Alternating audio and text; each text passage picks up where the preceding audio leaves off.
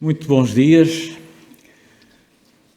Pediram-me uma breve mensagem de boas-vindas e eu devo começar por dizer, agradecendo a todos a vossa presença, que esta promessa de fazer uma breve mensagem de boas-vindas não será cumprida na sua totalidade.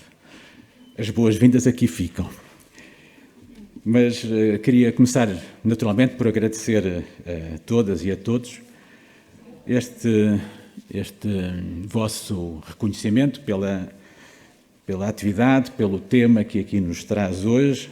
Acho que a vossa presença tão numerosa é reveladora do interesse, não só pela atividade deste novo serviço público, mas, sobretudo, pelo tema que aqui nos traz, pelo conjunto de oradores que conseguimos mobilizar para discutir connosco estas matérias e também por isso é, naturalmente, matéria de algum regozijo ver-vos aqui em tão grande número.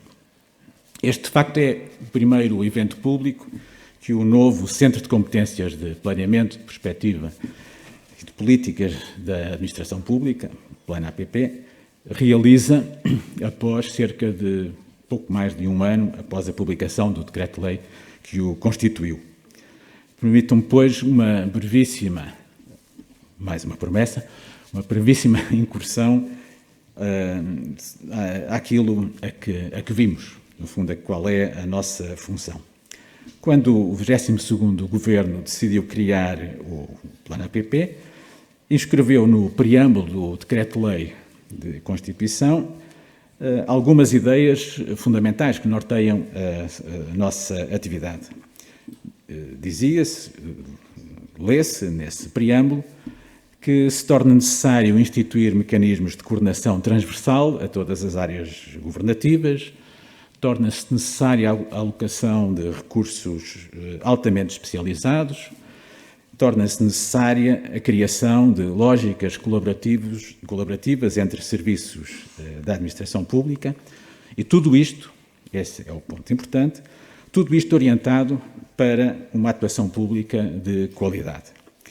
Portanto, a missão e as competências que foram atribuídas a este Plano APP são, por essa via nos foram atribuídas, expressam, por um lado, uma grande ambição quanto às funções, quanto àquilo que o novo serviço deve concretizar e representa em si mesmo um grande desafio que nós carregamos, mas que queremos partilhar com muitos dos que aqui estão presentes.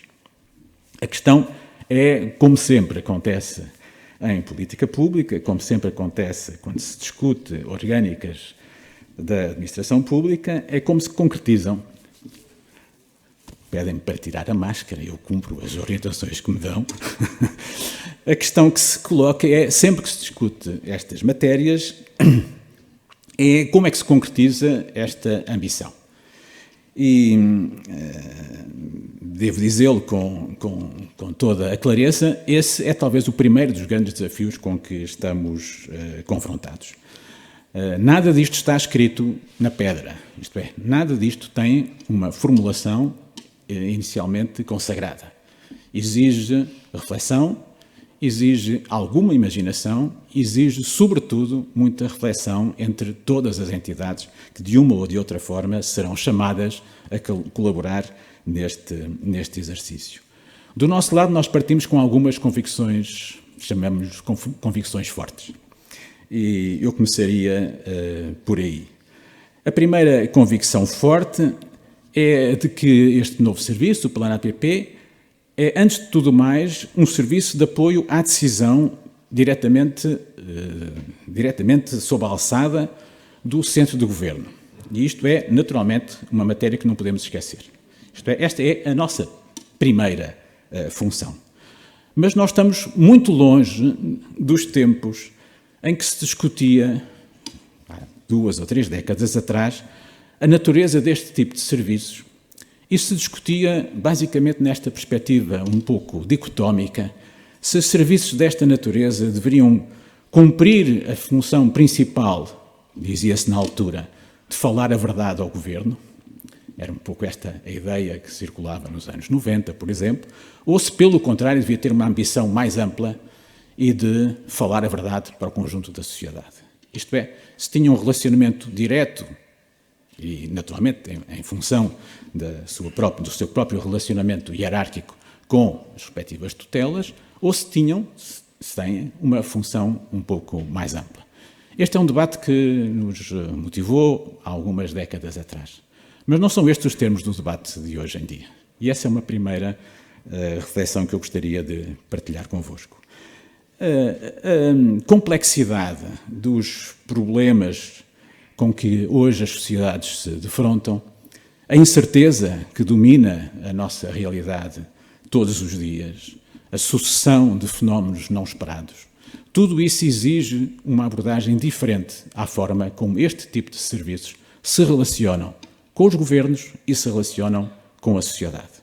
Isso implica termos presente que há uma dimensão diferente na abordagem a estas matérias e que apoiar a decisão, mesmo a decisão sobre políticas públicas, exige cada vez mais criar sistemas de reflexão, criar sistemas de partilha de conhecimento, criar sistemas que permitam que haja processos de aprendizagem que só se desenvolvem com colaborações permanentes e continuadas. E essa é uma primeira reflexão que eu gostaria de partilhar convosco. Do nosso lado, estamos convictos que a futura rede de planeamento de serviços da administração pública é uma peça fundamental deste processo. Isto é, que temos que criar estas condições para que os diferentes serviços da administração, com funções de análise, de estudo, de planeamento, de avaliação, de acompanhamento de políticas públicas, criem uma parte deste sistema fundamental que nos permite perceber melhor o que vai acontecendo, que nos permita antecipar melhor aquilo que nos espera e, desse ponto de vista, preparar melhor a decisão política, apoiar melhor os governos de então, mas também falar diretamente com a sociedade, com os seus centros de conhecimento, com as suas múltiplas funções de produção e de disseminação de conhecimento. Nós tivemos algumas experiências recentes que nos mostram quão importante são estas formas de partilha de conhecimento, de diálogo entre serviços e centros de saber, entre serviços e o conjunto da sociedade. Vejo a doutora Graça Freitas na nossa assistência, que muito nos honra com a sua presença. Pensemos no que foram estes 2 últimos anos no combate à pandemia. Da forma como se conseguiu, não digo de forma isenta de problemas, isso não aconteceu nos últimos 2 anos, não acontece nunca, mas vimos quão importante foi para, inclusive, estabelecer uma relação de confiança entre governantes e governados, ter mecanismos de interação, muitas vezes complexos, em que as opiniões de cientistas, de especialistas se contradisseram. É bom ter isto presente, mas como isso contribuiu para criar uma sensação na nossa sociedade de que quem tomava decisões estava a fazê-lo com o melhor conhecimento disponível na altura. Era o conhecimento ideal? Nunca é. Era o melhor conhecimento disponível nessa altura. Esse é um primeiro sinal com que nós gostaríamos de nos apresentar hoje aqui e de uma forma mais geral aos nossos colegas, aos nossos parceiros e ao conjunto da sociedade portuguesa. O tema que escolhemos para hoje, o programa que vos propomos, no fundo está desenhado nesta mesma lógica. Nós temos que ter mecanismos de nos ouvir, de refletir em conjunto, de partilhar conhecimento, informação a diferentes níveis. Portanto, este é um projeto em que esta é a primeira convicção e este é um projeto que queremos prosseguir no futuro. No futuro próximo, estamos em condições de anunciar uma série de medidas que correspondem a mecanismos de colaboração com diferentes entidades, nossos parceiros da administração pública, centros de conhecimento, universitários, centros de investigação e outras formas de interlocução com a sociedade. Temos em gestação, posso dizê-lo, um projeto ambicioso de que daremos nota a muito breve trecho, que pretende ser um grande projeto de debate público e de envolvimento cidadão naquilo que designamos como o Lab 2050. Isto é, a ideia de que é possível pôr um leque muito alargado de agentes públicos, de cidadãos individualmente considerados, a discutir o país que gostaria de ter no espaço, no horizonte de uma geração. É um projeto que também se inscreve nesta perspectiva, nesta primeira convicção de que vos falava, de que é necessário criar mecanismos, instrumentos de diálogo, de reflexão conjunta, de produção conjunta de conhecimento. Mas gostaria de vos deixar uma segunda convicção forte.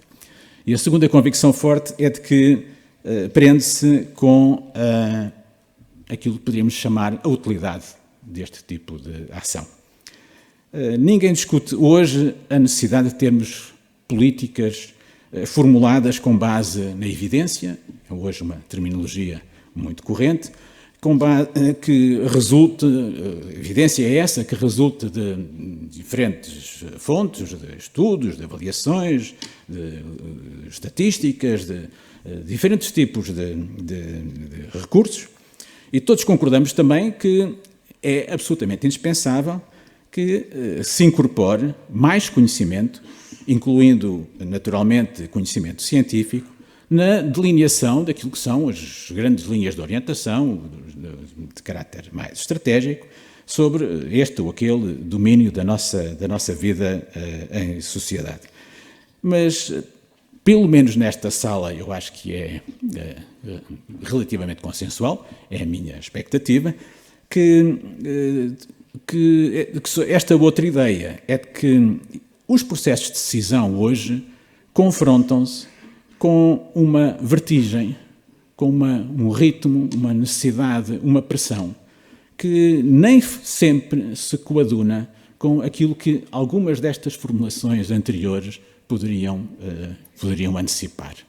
Muitas vezes não há tempo para esse tipo de processos. E, portanto, grande parte daquilo que nos é pedido enquanto estruturas de apoio à reflexão, à decisão política, é que consigamos antecipar aquilo que são as necessidades de amanhã, dos próximos meses, dos próximos anos, e não continuar a reagir apenas àquilo que é a pressão do dia-a-dia, que vai continuar a ser, não tenhamos disso qualquer ilusão, vai continuar a ser uma vertigem. E por isso é muito útil que nós próprios, e falo naturalmente para o Plano APP, mas também para o conjunto dos serviços que connosco partilham este tipo de preocupações, é absolutamente indispensável que nós partamos deste princípio, que é temos que olhar na perspectiva daquilo que fazemos, mas na perspectiva de quem vai utilizar aquilo que consigamos fazer. E, portanto, temos que nos colocar do lado da procura e não apenas do lado da oferta na produção dos estudos, das análises. Isto é, antecipar aquilo que vai ser a procura e, em particular, na esfera política. Não estou apenas a falar na esfera política no seu sentido mais estrito, isto é, dos governos. Não, estou a falar da esfera política no seu conjunto. Porque nessa esfera política espera de nós, serviços com esta natureza, também respostas para os seus problemas, para as suas expectativas, para as suas necessidades de informação, de conhecimento organizado. E, portanto, o desafio também aí está, é o de dotar os nossos serviços da administração pública desta capacidade de entender e de antecipar a procura que nos vem da esfera política. Sistematizar a informação, selecionar aquela evidência que é adequada àquilo que se prevê, que seja necessário, mobilizar o conhecimento, selecionar o tipo de conhecimento que é utilizável para a esfera da decisão. A produção de conhecimento num país como Portugal é algo que não se pode medir. Nem todo esse conhecimento é diretamente apropriável para os processos de decisão política. Há que ter essa capacidade de saber selecionar, estruturar esse tipo de informação para que ela possa ser utilizada. E tudo isto sem perder de vista que há respostas que têm que ser dadas hoje. Provavelmente daqui a uma hora, como sempre acontece na nossa atividade. Portanto, e este é o jogo difícil em que todos nós estamos confrontados, mas para o qual é absolutamente indispensável colocar-nos do lado de quem vai usar o nosso trabalho. Se o conseguirmos, estaremos certamente a contribuir não apenas para políticas mais informadas, mas também para acrescentar qualidade ao debate político no nosso país, enfim, num contexto mais global. E esse elemento não pode deixar de ser considerado como um fator essencial para que a confiança dos cidadãos nos processos de decisão aumente. Esta ideia de que a confiança se constrói apenas reagindo às aspirações, aos interesses, é limitada. O cidadão também reage se tem bem consciência de que as decisões são tomadas de forma refletida, baseada em informação adequada, em conhecimento que é produzido por entidades credíveis para o efeito. Isso também reforça a confiança nas nossas instituições e, portanto, na nossa democracia. Fui um bocadinho longo nesta parte, mas não queria deixar de o referir, mas queria chamar a atenção para um outro aspecto relevante no nosso entender. Este evento tem esta temática e este programa, e ele está de acordo com aquilo que vos acabei de dizer. Mas este evento tem também uma outra característica. Ele procura marcar o início de um projeto muito ambicioso de colaboração do Plano APP com a OCDE. Por isso aparece, não aqui, mas no slide anterior, a simbologia das nossas duas entidades. Fazemo-lo com dois objetivos fundamentais. Primeiro, porque naturalmente consideramos que temos muito a aprender com aquilo que uma organização com o prestígio e a capacidade técnica da OCDE nos pode trazer, precisamente para cumprir este conjunto de objetivos. Mas fazemos também com a consciência de que, através da OCDE, nós conseguimos fazer algo que é absolutamente indispensável, que é trazer dos diferentes países que comportam, que formam a base de países da OCDE, as experiências que possam ser aqui ou ali replicadas no nosso contexto. Aprender com os outros é também uma parte importante destes processos. E esta ideia fundamental é que nós não estamos isolados neste tipo de preocupações. Isto são matérias, seguramente os nossos colegas se referirão a esta matéria, são matérias que estão hoje em discussão um pouco por todo o lado. A necessidade de reforçar a capacidade dos Estados, das administrações, é hoje um tema transversal a todos os países da OCDE. E, portanto, permitam-me, porque este evento também marca o início desse projeto, que dirijam um agradecimento muito especial aos nossos colegas da OCDE. Thank you, Elsa, Sarah and Paulo, for being with us today. E dizer-vos que esta colaboração é também uma parte importante do desafio de que aqui vos quero falar. Uma primeira expressão desta colaboração é-nos hoje também trazida por dois outros convidados, e eu queria também dirigir uma palavra de apreço muito especial ao professor Elliot Stern e ao Comissário-Geral da France Stratégie, Gilles de Margerie, dizendo-lhes que esperamos obter da sua experiência, da sua própria inspiração, a inspiração necessária para o nosso trabalho futuro. Naturalmente, quero agradecer a todos os oradores que aceitaram partilhar connosco as suas opiniões, as suas reflexões e desejar a todos os que aqui estão que tenham um dia proveitoso e agradecer-vos uma vez mais a vossa presença. Muito obrigado.